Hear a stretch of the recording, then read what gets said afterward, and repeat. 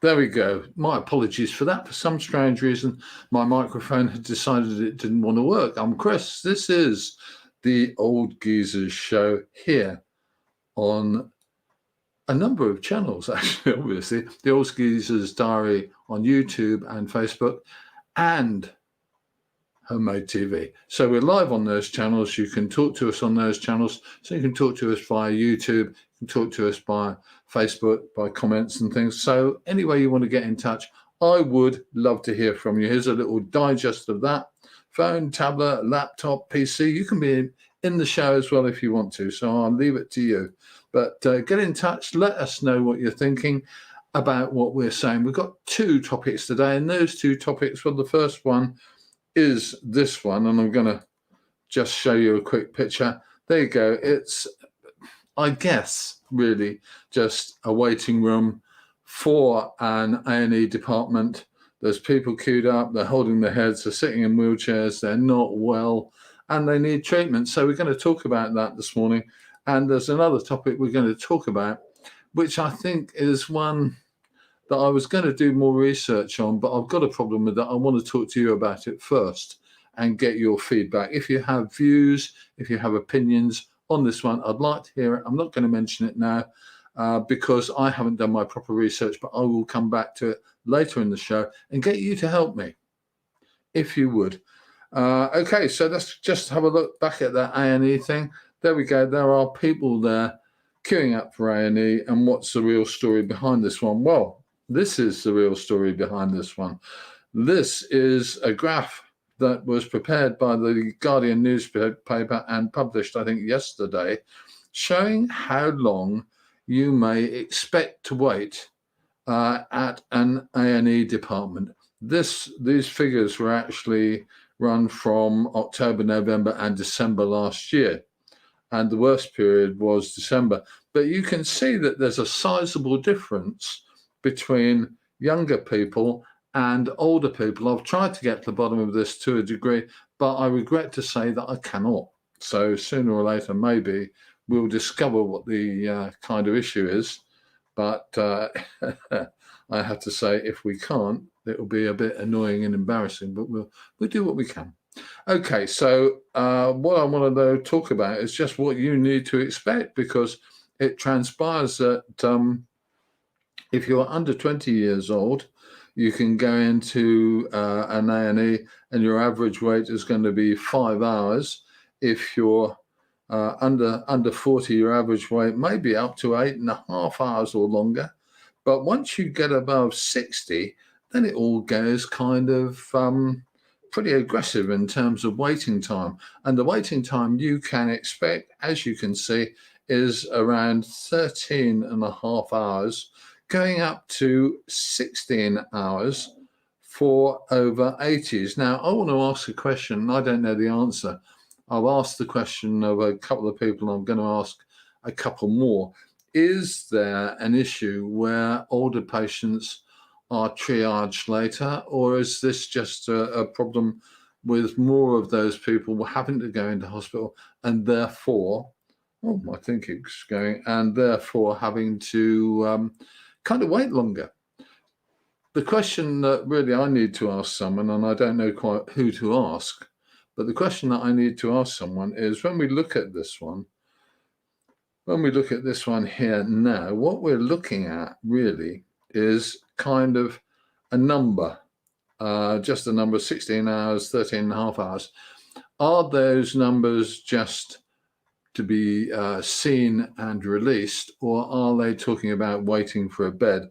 I suspect that the difference in the numbers is really between the younger people who get a dressing or get something done quite quickly and are then released, or the older people who are much more likely to have to go into hospital and therefore are much more likely to have to sit in A&E waiting for a bed.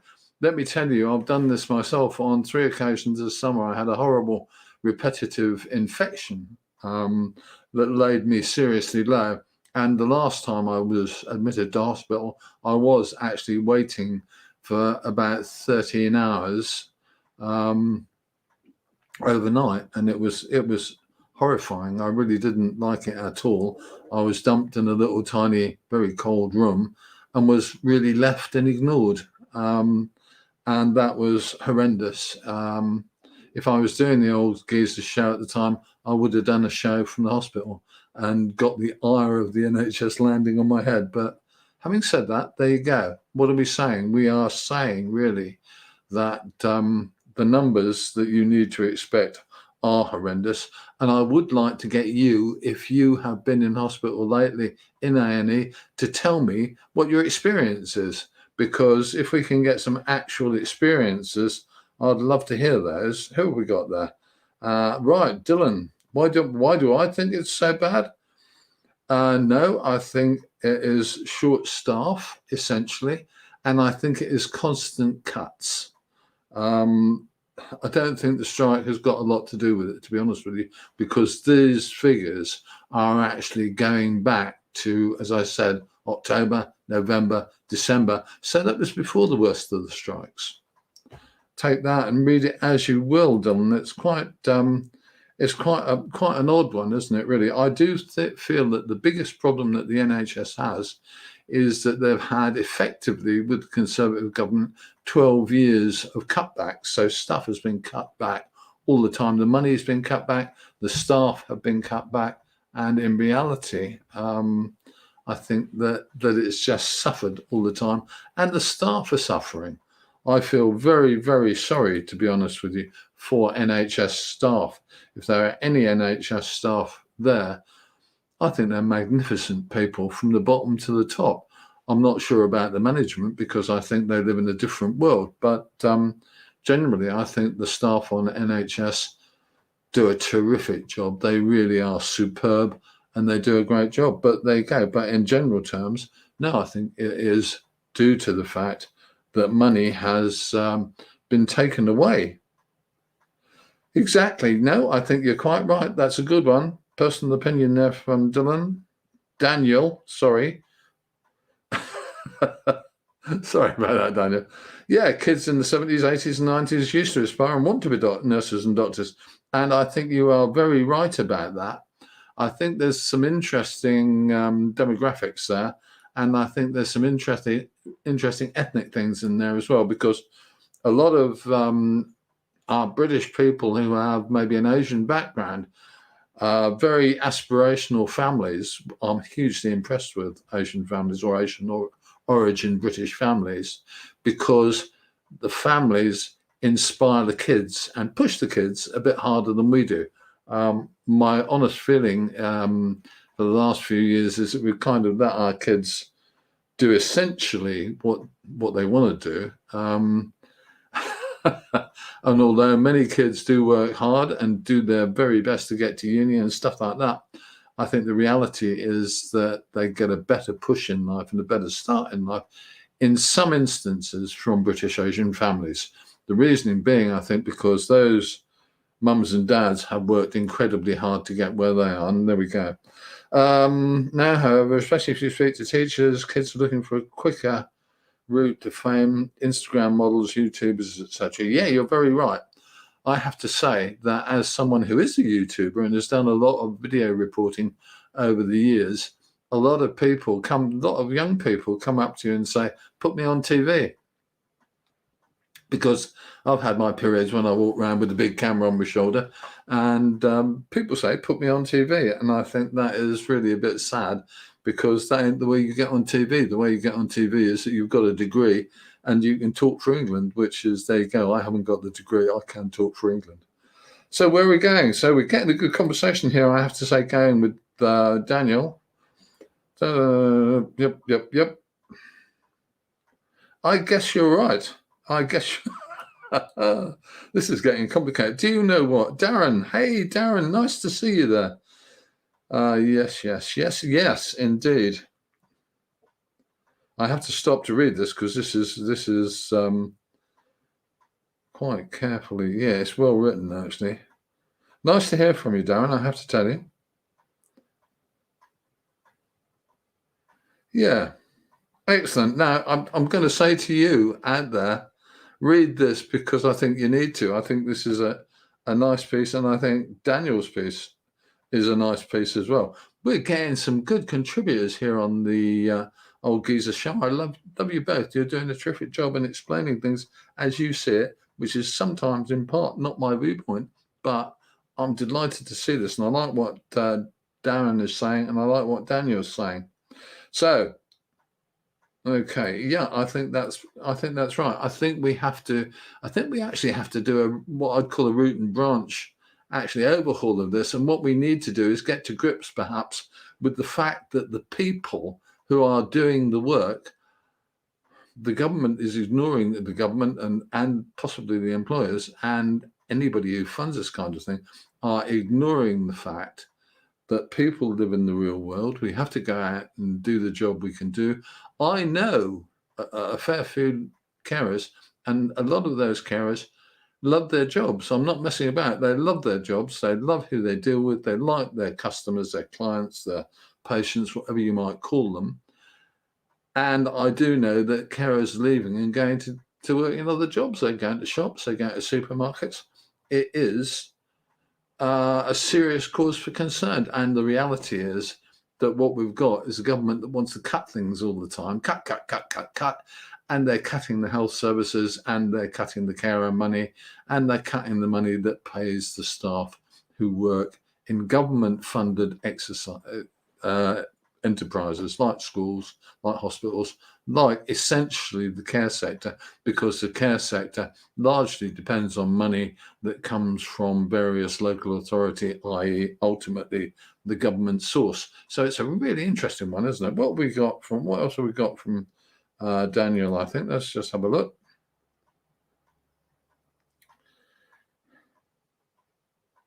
Yes, I think you're quite right. I think that's true. But I think it is a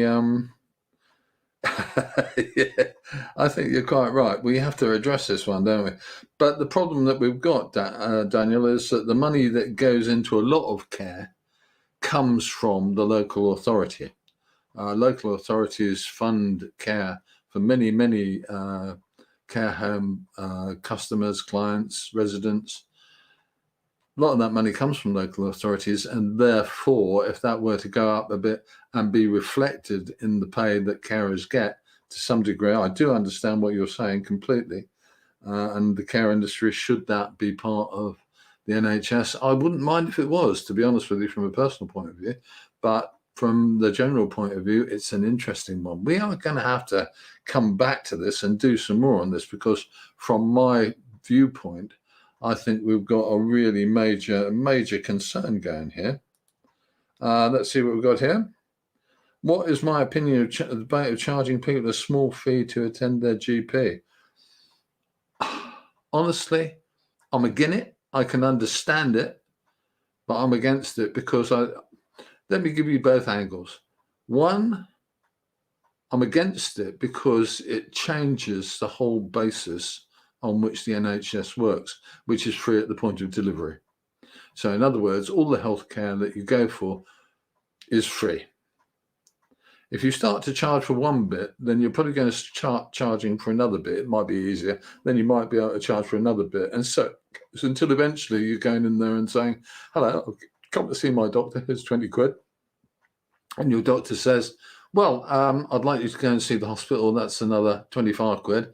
And the surgeon or the consultant in the hospital says, well, we need you to do this treatment and that treatment. That one is, they're all state supplied, funded, but we need an extra bit of money on it. So that operation is going to be 100 quid and things like that. I can just see it as being a slippery slope. Well, James, I don't mind you saying that. You can say what you like. As long as you keep your language moderate, I'm delighted. But in reality, I think there's a viewpoint there. So there is a viewpoint there, Daniel, and I don't mind. The point of delivery is the whole thing with the NHS. And once we get away from that, I think it will be another step in the destruction of the National Health Service. Where we go from here, I don't know. I think everybody's got their own view, but I think we ought to start working out ways that we actually get. Let's get rid of that. There we go. We've got to get ways in which we actually deal with this better And I think the way we deal with it at the moment, what we got there? Yeah, well, I think that's fine, Richard, but as long as you can afford it. I think the problem we have in this country at the moment is that so many people can't afford it. I can't afford private healthcare, although I have to tell you, as you realise, I'm an old geezer anyway. And what am I going to say at this point? I'm going to say probably I haven't got too much left to go. And the last time I went to a dentist, I went privately because I couldn't get it done, what I wanted done in the way I wanted it done, with an NHS dentist. So there you have it. It's an interesting one, isn't it? But I couldn't begin to afford going to a private doctor. And bear in mind, Richard and James and Daniel and Darren, we are only looking here at older people. I know some of you guys are only youngsters. I mean, 40 or 50, for goodness sake. Do remember that we are talking about older people, people that say over 60, and say that one of the things that we need to remember is that there is a big lump. There are about 11 million older people over 60, 65 in the UK. And I think we have to remember that a big lump of those, and we're talking 3 or 4 million, are really seriously hard up. So where do we go with that one? I don't know. We're going to go on to that. Now, what we've got at this point is an interesting argument. Let's see what we've got there from another.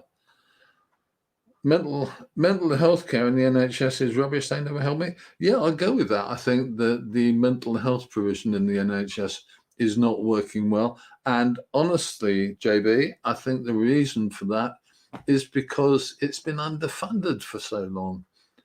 We need to actually stop doing the thing with the Conservative Party, which has constantly said we want to cut taxes. Oh dear, we want to cut taxes. Oh dear, we want to...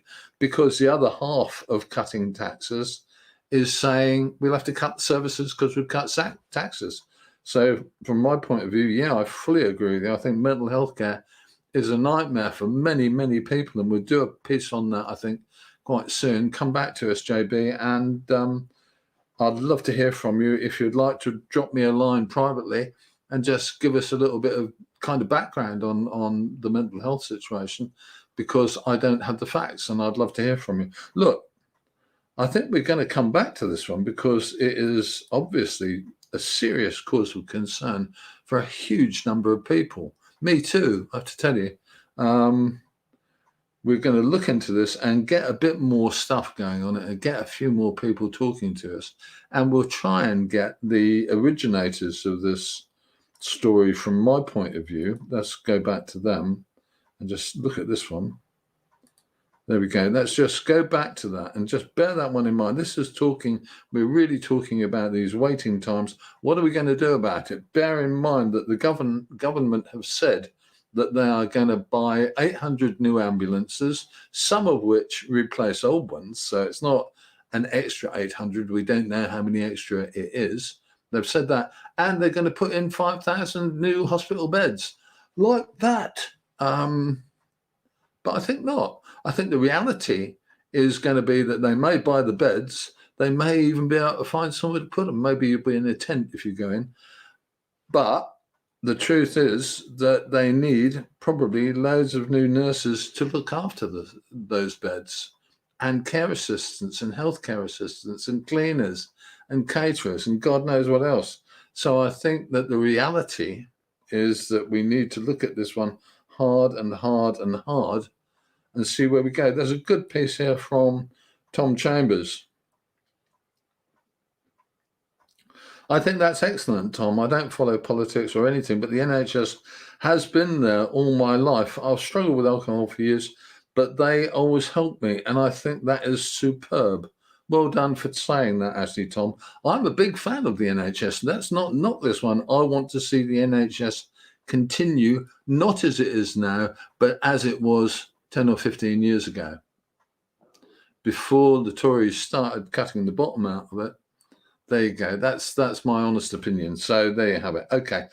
I'm going to stop the discussion at the moment, unless you have something else to say in the next 3 or 4 minutes. The reason being, that I want to move on to another subject, and I want you to stay with me if you would. And let's just catch this one. Thank you, UK for NHS. And I'm Nigerian, came to work here. Right, so I understand. Excuse me for a moment. Good Lord, it's my other half. Hello, Dot. Hello, sweetheart. We're still broadcasting. I'm gonna be here for another 3 or 4 minutes. Do you want to pop into a shop for 10 minutes? Yeah, I think I can manage that. I think you can manage that. There you go. Okay, so that was my other half, the lovely Dot, who is she's just been to the hairdressers, and I promised I'd go and pick her up. So so there you go. So we're just going to round this conversation off, but we will come back to this. Watch out for this in the next 3 or 4 days, because I think and Daniel says, hi, Dot. She'll love it. Thank you, Daniel. We'll come back to this in the next few days, because I think this is so important to get people's feelings out there. There are lots of feelings. There are lots of comments. And here on the Old Geezer Show, we don't have a problem with listening to what you say. I don't have all the answers.